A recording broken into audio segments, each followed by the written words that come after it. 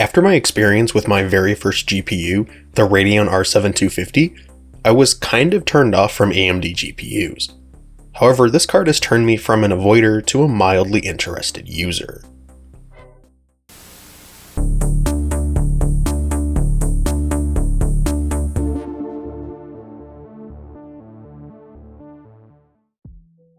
Before we get into this video, I'd like to say not to forget to hit the like button and subscribe, so you'll be notified about all our future uploads.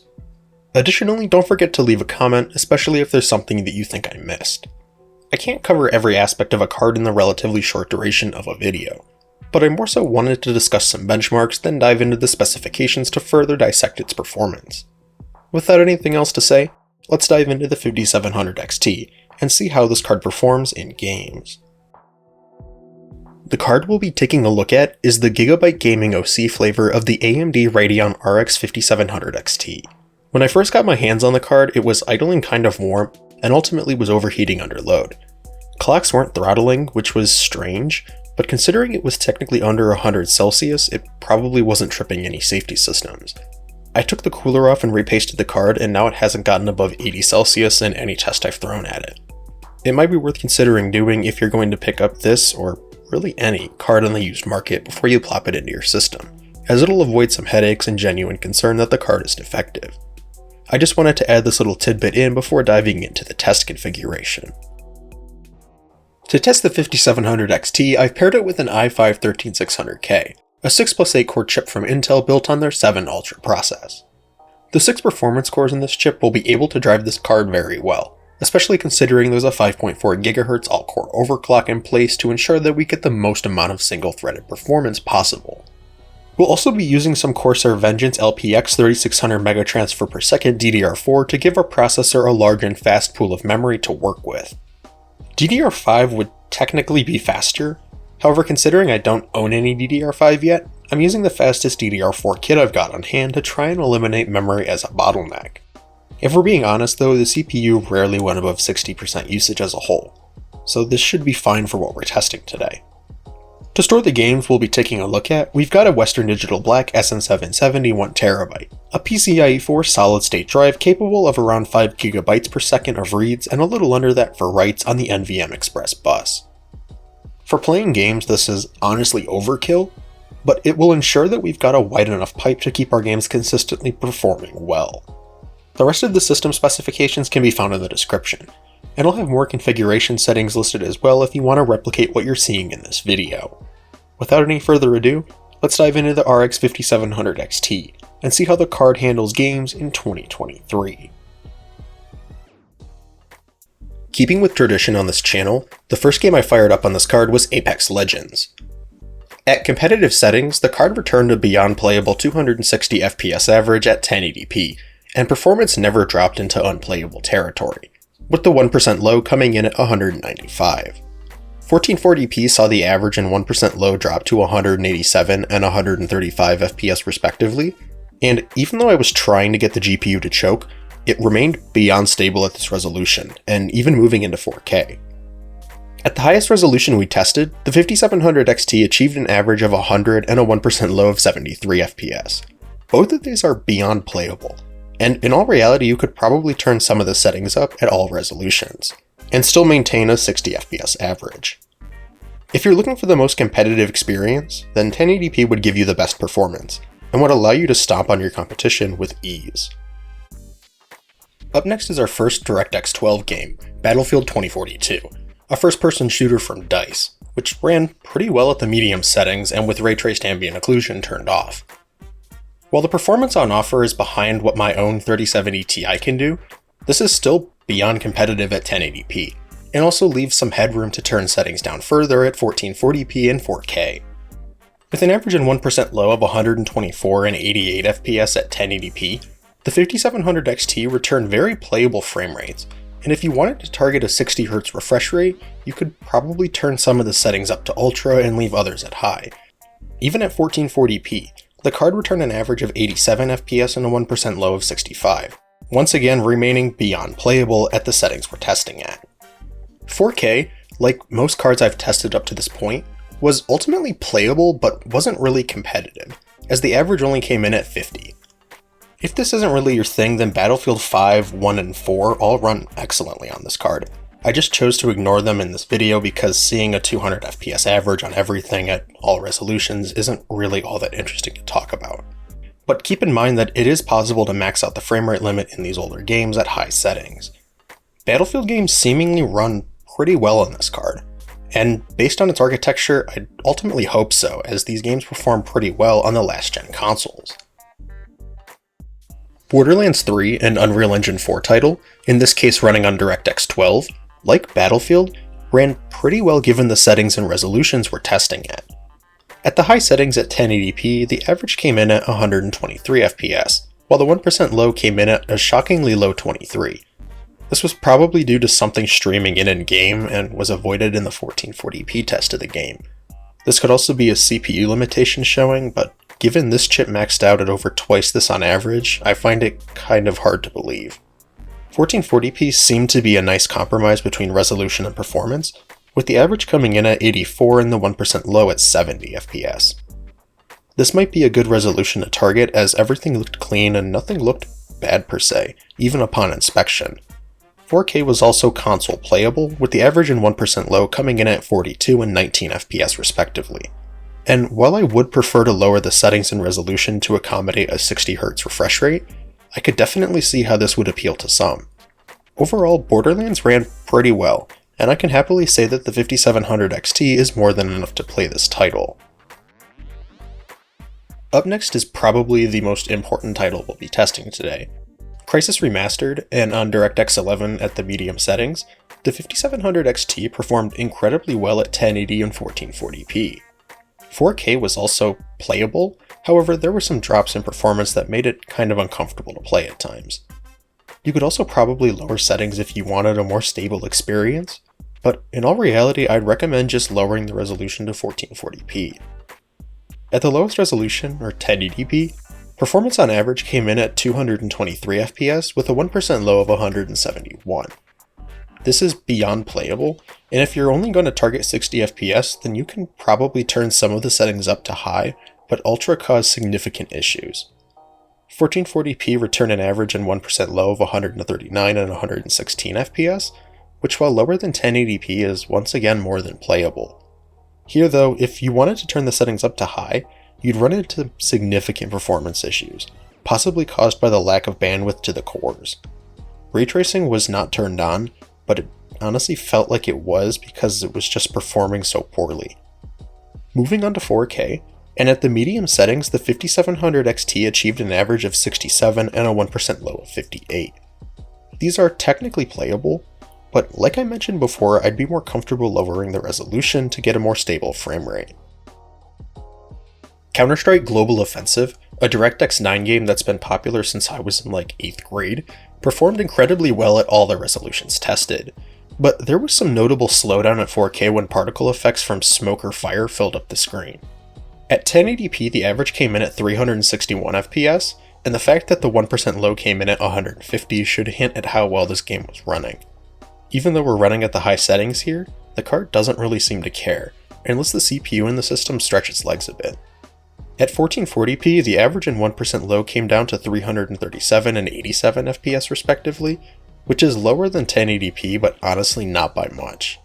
I suspect we may be running into a CPU bottleneck here.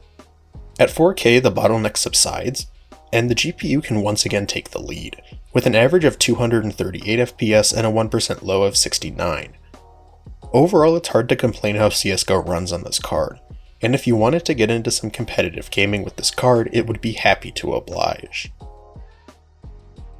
Up next is Cyberpunk 2077, a first-person open-world dystopia game built on DirectX 12, and at 1080p medium settings and with RT turned off, it performed playably. With an average and 1% low of 80 and 62 FPS, I wouldn't say it's high refresh rate capable, but the card provides a decent experience if you're looking to just play through the game at something other than the minimum settings. 1440p dropped down to an average of 55 FPS and a 1% low of 45, which is still playable but ultimately kind of suboptimal for me at least. And even turning on FSR or now ZSS would be an interesting solution at these higher resolutions. At 4K, things were definitely not really playable. but I mean, I could tell it was a video game, and it was reacting to my inputs within a reasonable amount of time. But with an average and 1% low of 27 and 23 FPS, the card is just definitely not worth picking up if you want to get into Cyberpunk at 4K.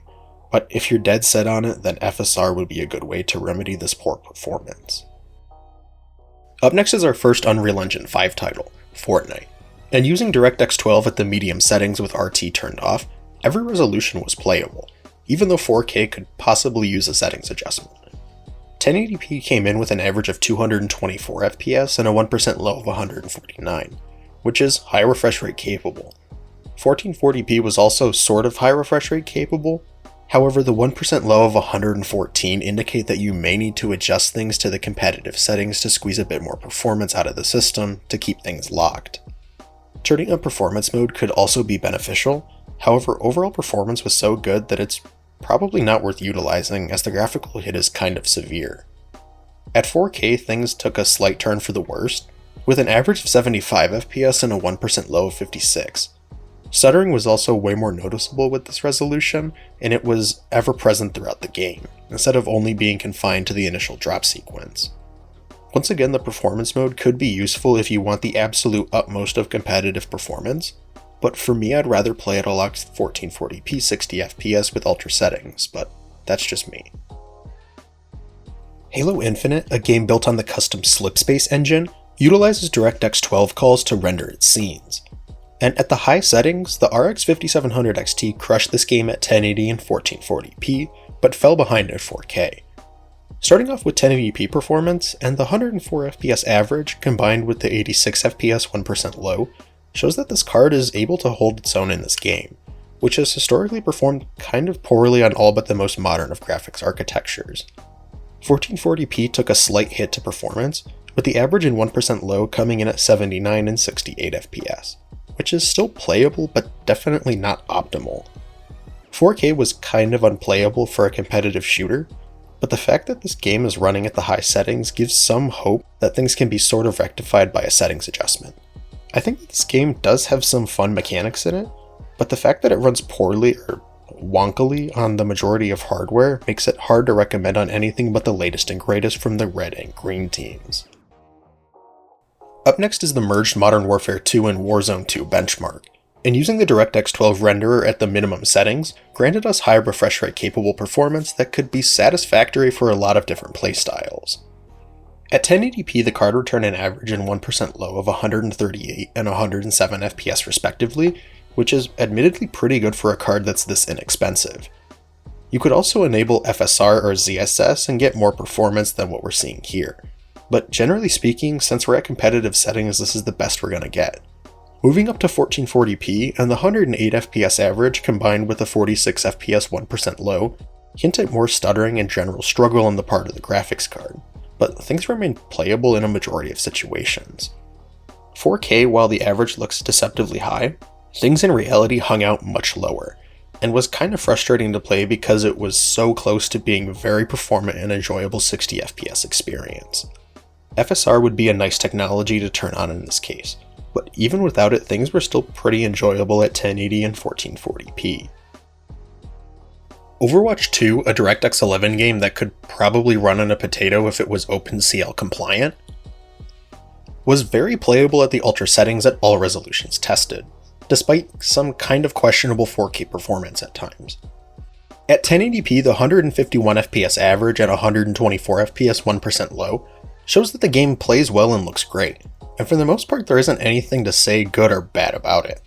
It's Overwatch and it plays well. At 1440p, things jump down to an average and 1% low of 106 and 87 FPS respectively, so once again things remained beyond playable on this configuration. 4K, while I said it had some questionable performance at times, only really happened when there were tons of particle effects taking up the screen, which admittedly can happen from time to time. But things generally hung out at or above 60 FPS in the majority of scenarios. Like I said, there's nothing really good or bad to say about this title and this card, and if you want to throw together a budget Overwatch build, then this card would be a great first step. Up next are two of Rockstar's Rage titles, built on the same but upgraded tech. Starting off with Grand Theft Auto V, and at the high settings using the DirectX 11 renderer, the the game exhibited the exact same performance issues that have riddled my past reviews using this game. Once the game gets to 183 FPS, it stutters no matter what hardware you put in your system. And it exhibiting it here is kind of comforting because I can take solace in the fact that it is, in fact, working normally, to an extent at least. Just lock the FPS to your monitor's refresh rate, and things will be way smoother, and you'll solve these stuttering issues that you'd think would have been fixed by now. Either way, moving into 1440p, in the average and 1% low of 138 and 118 FPS hint at the beyond playable game, and this continues on to 4K.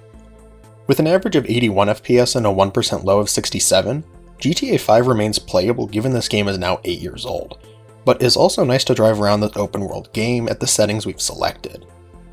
Moving into the latest Gen Rage title, Red Dead Redemption 2, and at the Xbox One X settings using the Vulkan renderer, things look smoother at 1080p even though performance was overall depressed on average across the board. With an average of 134 and a 1% low of 103, this performance was console killing, and in all was impressive but also to be expected considering this card released around the same time as this game.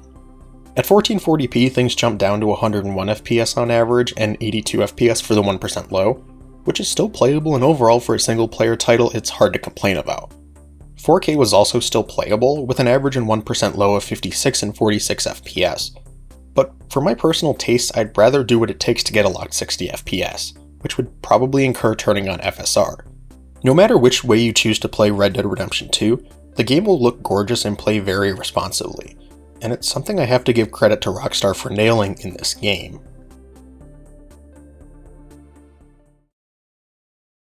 The 5700 XT represents a pretty large departure in under-the-hood tech from its previous generation ancestors.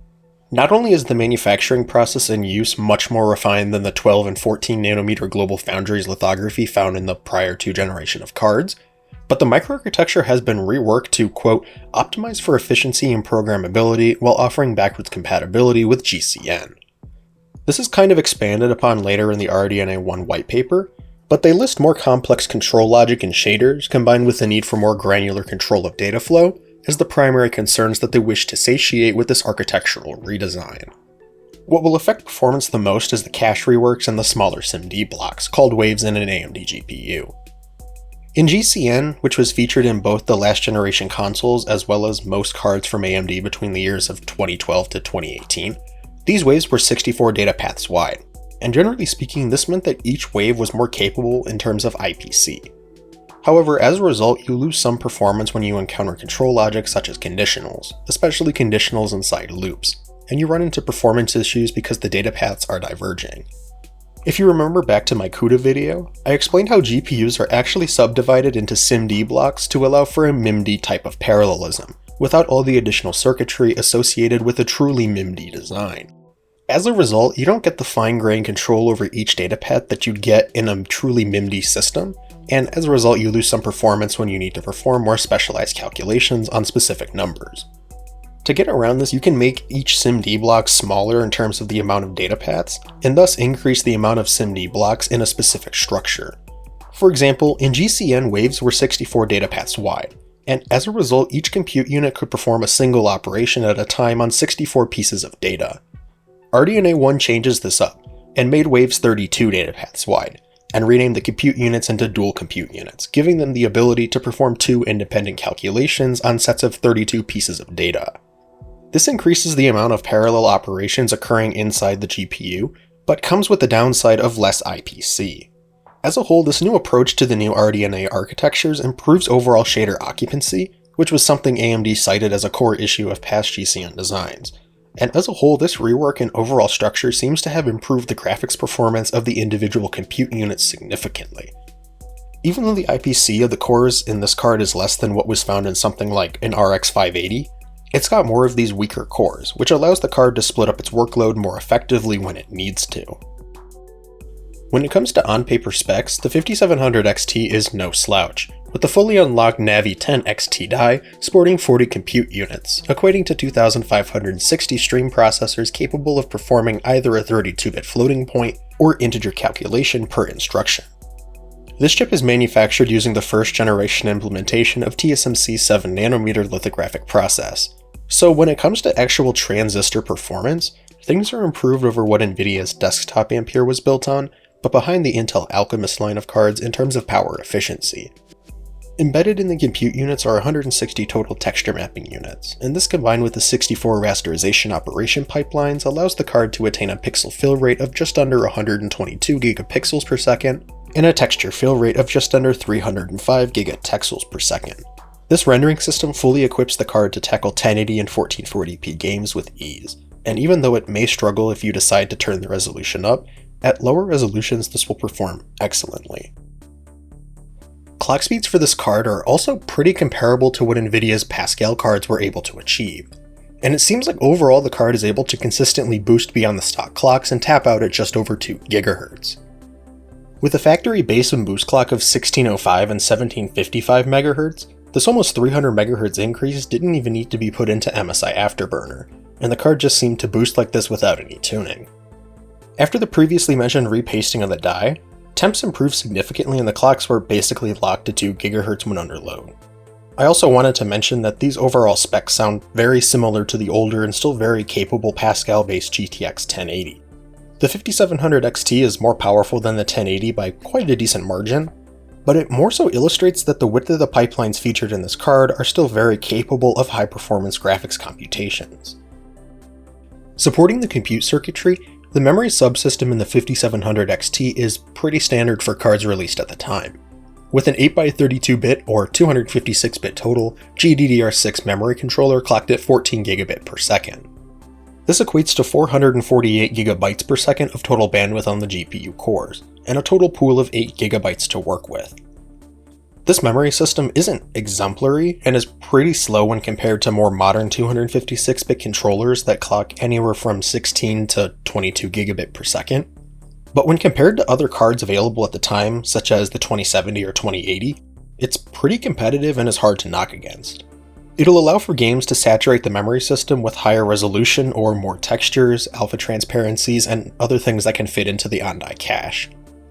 Speaking of, cache on the 5700 XT is kind of restrictive when compared to later desktop RDNA 2 designs, but when compared to prior GCN cards, this is pretty standard when it comes to per compute unit L1 cache. The change this gen is that the L1 cache is divided among shader arrays instead of compute units, and the overall amount of per compute unit L2 cache has increased. With 128 kilobytes of L1 cache dedicated to a shader array, this feeds several compute units and is a unified cache that can be accessed by any compute unit within the shader array.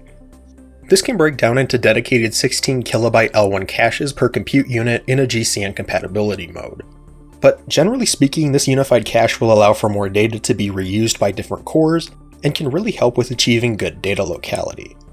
The shared level 2 cache in this card comes in at 4 megabytes, which is large when compared to older NVIDIA cards, but is now pretty restrictive when taking RDNA 2 and 3 into account, as well as NVIDIA's Ada and Ampere cards.